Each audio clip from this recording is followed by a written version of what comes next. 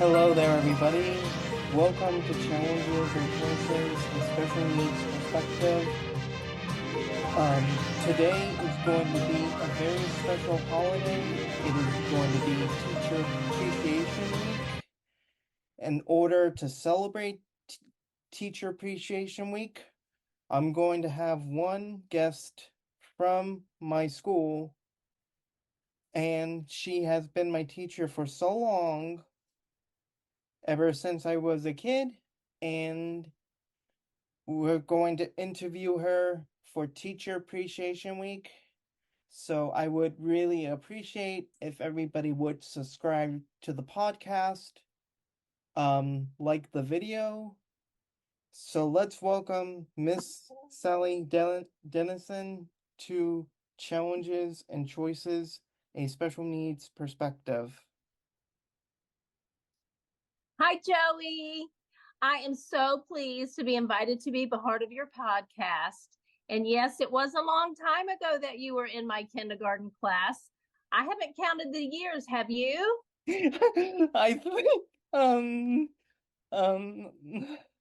We I have might not have to get been a piece, counting like the years ever since. we might have to get out a piece of paper and do the math. Okay. So how did you end up being my kindergarten teacher? Well, I started teaching in Pinellas County in 1988. I taught 7 years down in St. Pete at 74th Street Elementary. And then in 1995, I moved to Eisenhower Elementary. And I was lucky enough to be part of a new program that they were trying in the county, which was they took a regular ed classroom and a special ed classroom and they merged it together. So there were two teachers, and I want to say we probably had about 18 regular ed students and 6 special ed students all in one room, which was a beautiful situation. And that's how we met, Joey. Now, do you like dealing with special needs kids or normal kids? Well, to be truthful, dealing with special ed children and the needs that they have is just like dealing with any other kindergarten child. All children coming into kindergarten are seeing school for the very first time, unless they went to pre-K, and pre-K is a little bit different than kindergarten. And so the needs of a special needs student and the needs of a regular ed student don't vary in a great deal at that age. They work well together. I think the biggest challenge with the special needs children is making sure that I am providing all the services that they need and all the services that they require to experience a successful year. And what challenges and choices have you faced along with all of the kids that you deal with?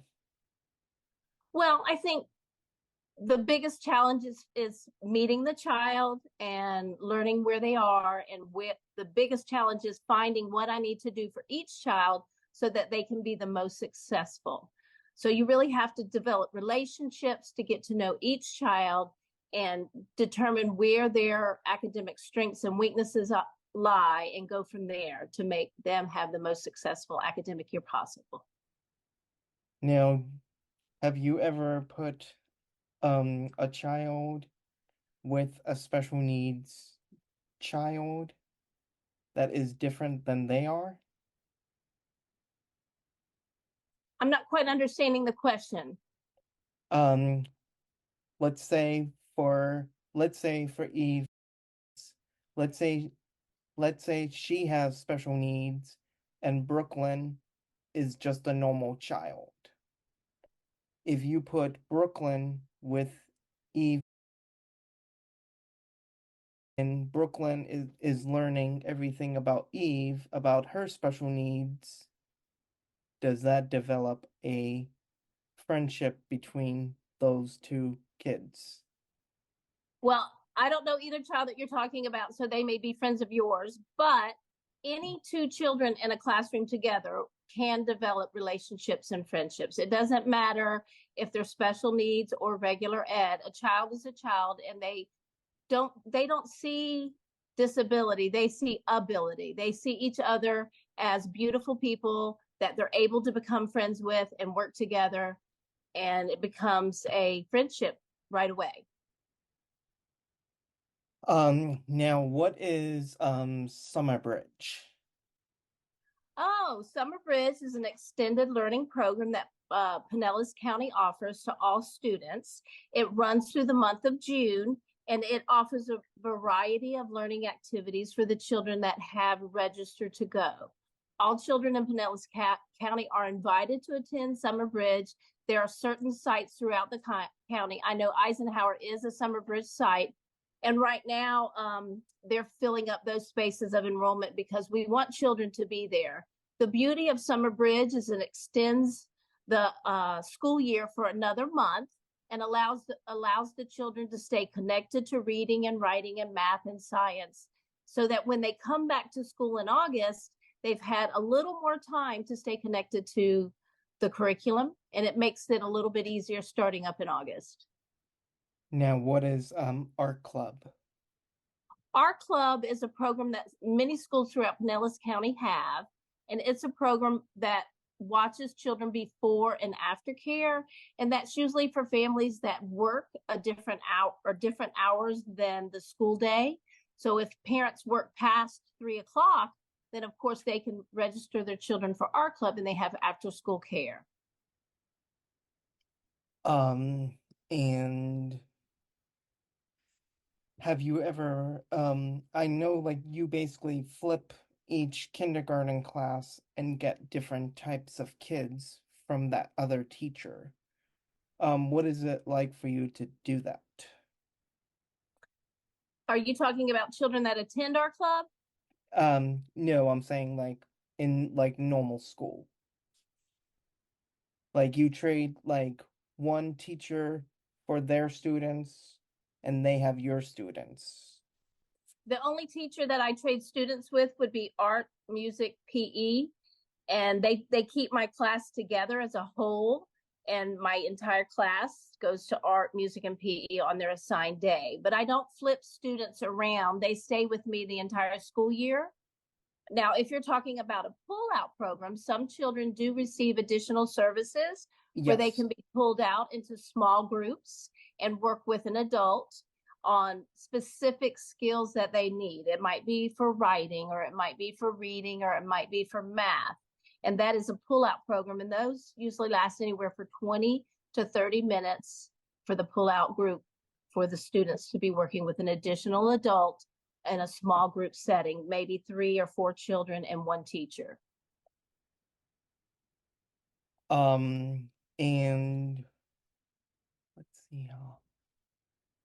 And what assignments have you done with your friends throughout the years in school? What assignments? Do you Yeah, mean what curriculum areas do I yeah. teach? I teach just the same curriculum areas that all teachers in the elementary school teach. Kindergarten is considered as part of the mainstream. So we have reading, writing, math, science, social studies, and health. So those are all the areas that we work on. Okay. I just wanted to like say,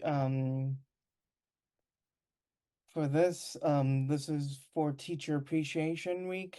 Um, I just wanted to wish everybody a happy Teacher Appreciation Week. Um, and I have to like say, without our teachers, we would not be the best version of ourselves we could possibly be.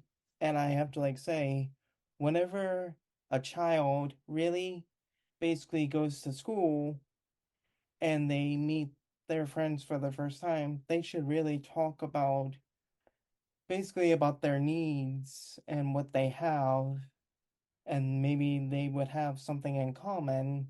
So I think everybody should have like a little talk and say like what is your special need or your disability, because that would tie a friendship. I wanted to thank Mrs. Dennison for appearing on my podcast, Challenges and Choices, a Special Needs Perspective. Stay tuned for more segments coming soon. I am Jim Poe, signing off this episode for Teacher Appreciation Week. Have a good day. Goodbye.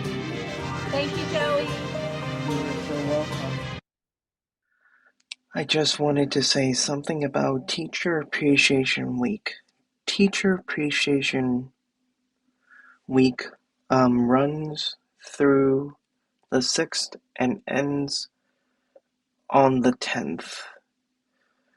I wanted to thank Mrs. Dennison for being my mentor. I knew her for 29 years, and I wanted to thank Mrs. Castaneda, one of my other teachers, for getting me into Harry Potter, and I wanted to thank Mr. Ledger for being my mentor, and I also wanted to thank Mr. Rice as well for being the best jokester and friend ever.